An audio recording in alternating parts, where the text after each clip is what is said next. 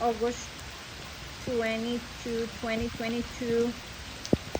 From yesterday to today, we have got 6.5 inches of rain in Texas, in our backyard.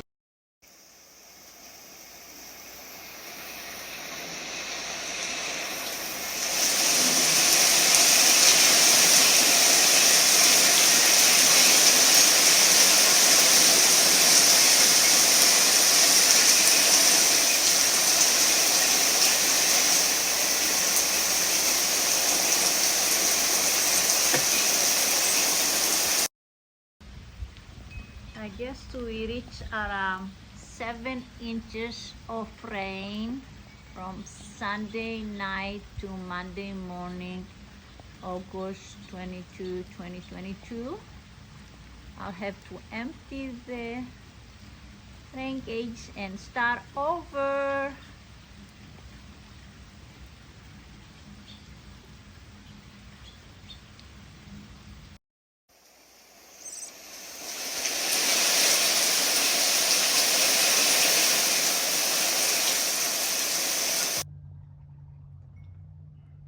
And this is another half an inch for today, Monday, August 22nd, 2022.